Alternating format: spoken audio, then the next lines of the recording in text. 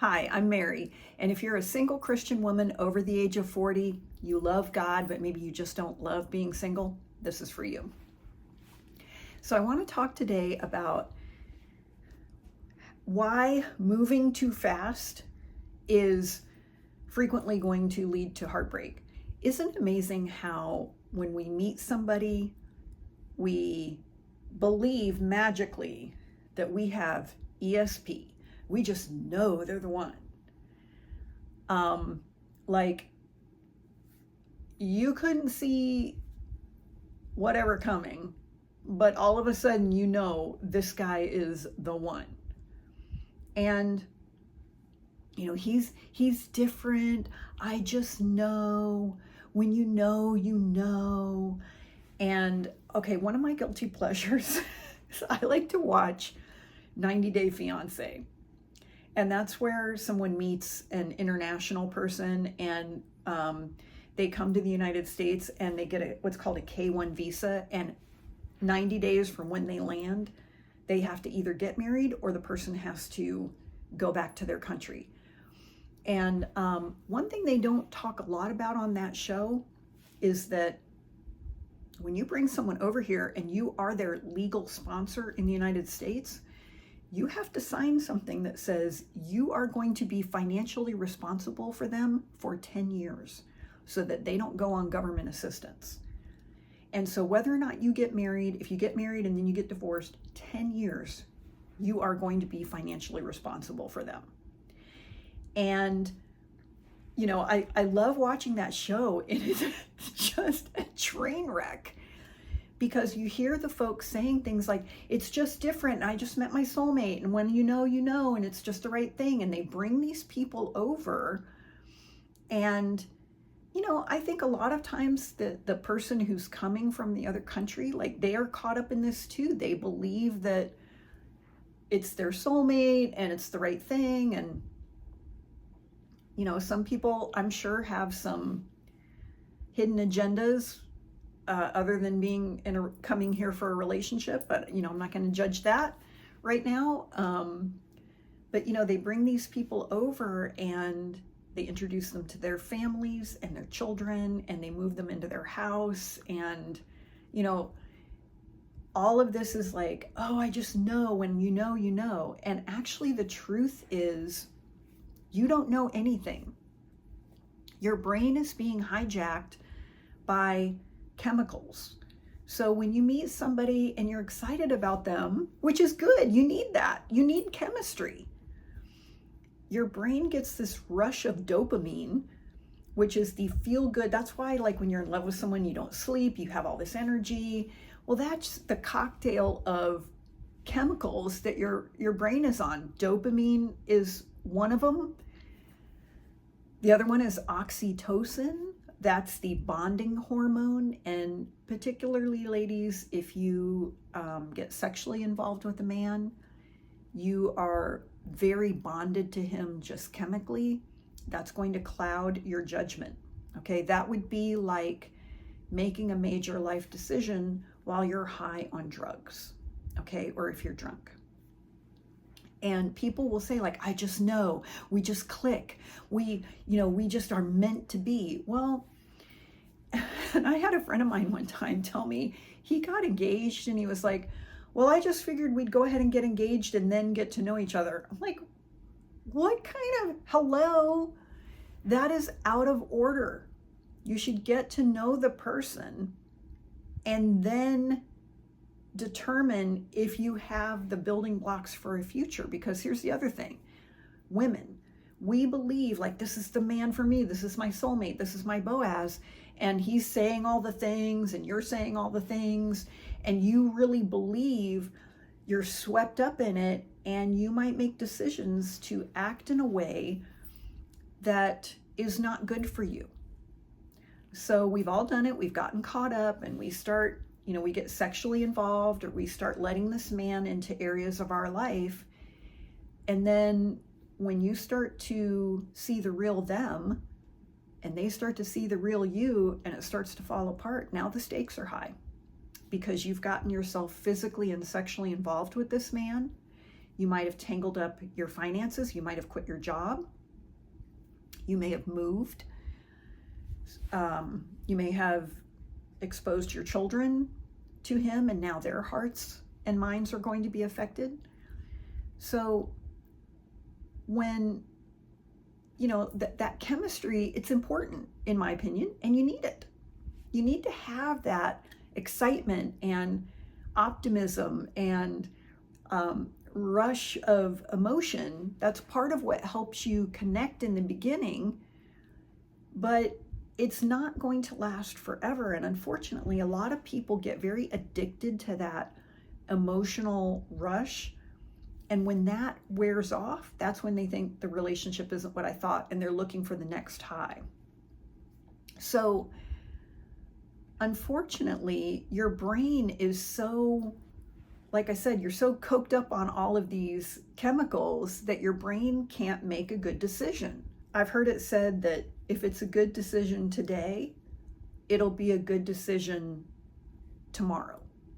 And you really cannot shortcut. I had a man tell me one time, well, I figured out this way how you can shortcut getting to know someone. And that's ridiculous. Most people can keep up, whether it's an intentional ruse or it's just their very best behavior.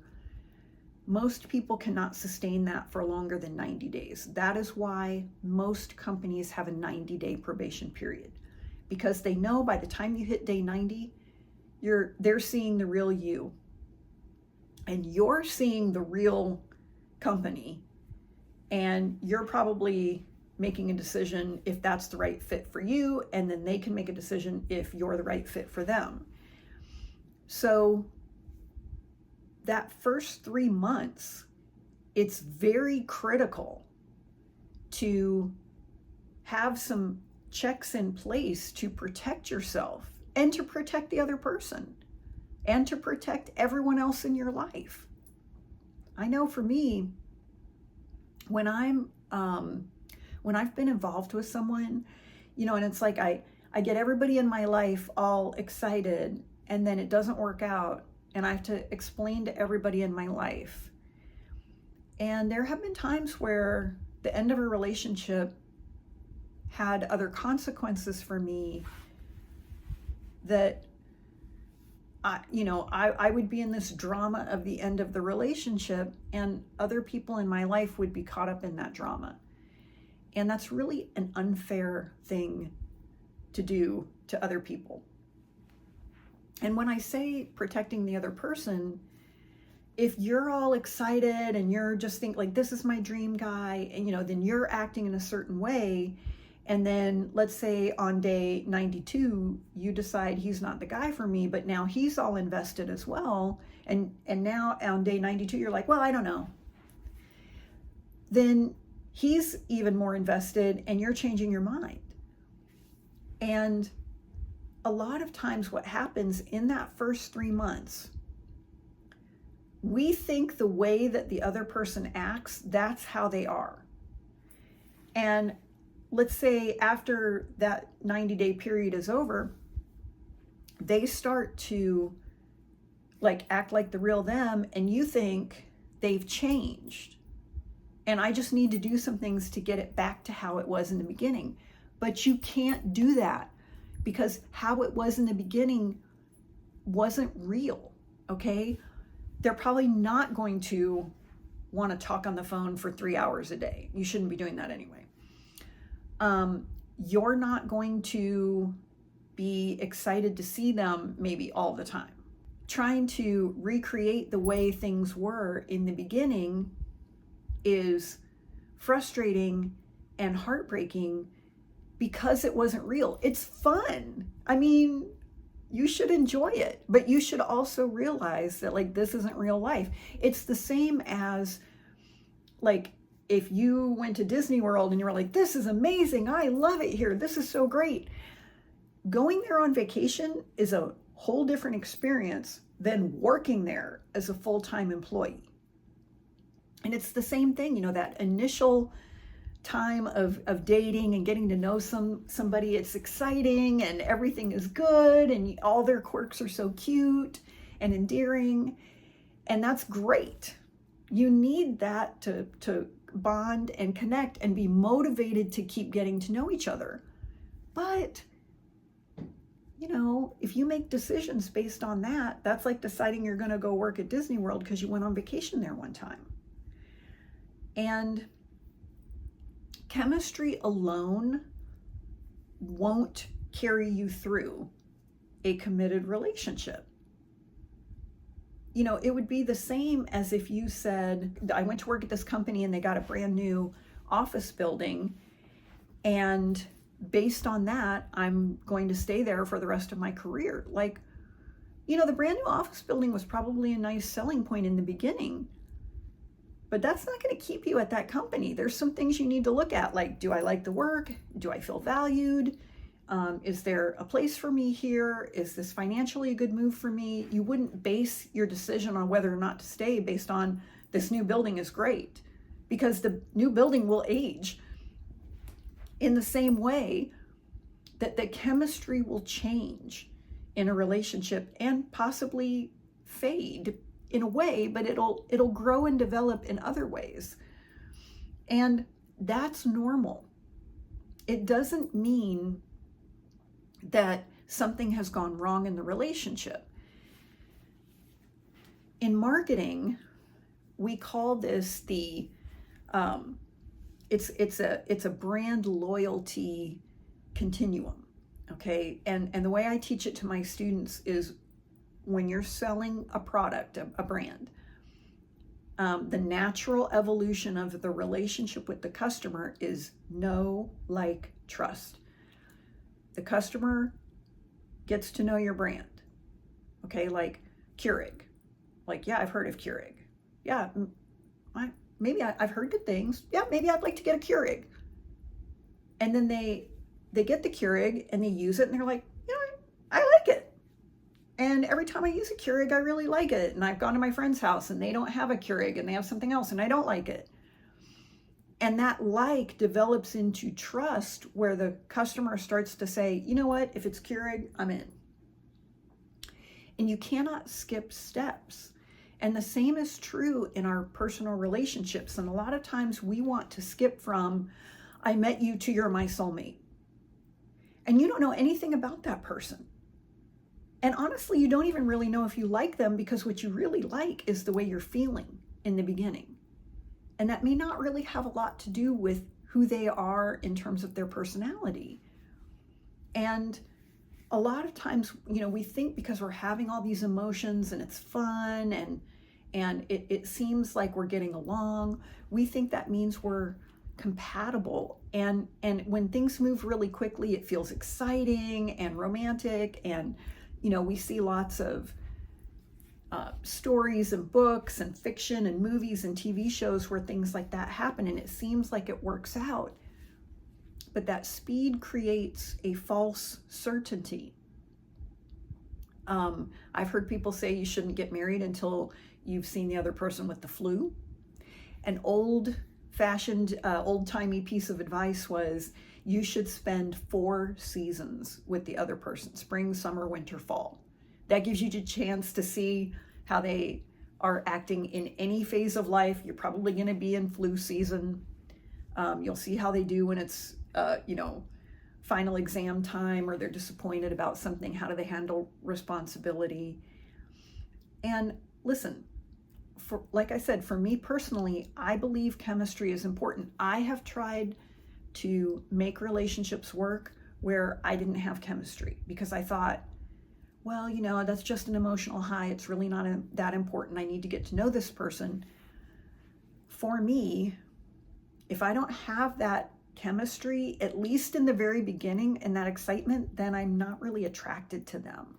And when you're not attracted to a man, that's going to be a big problem in the relationship. You can do whatever you want. I do think chemistry is important, but you want to keep it in its place.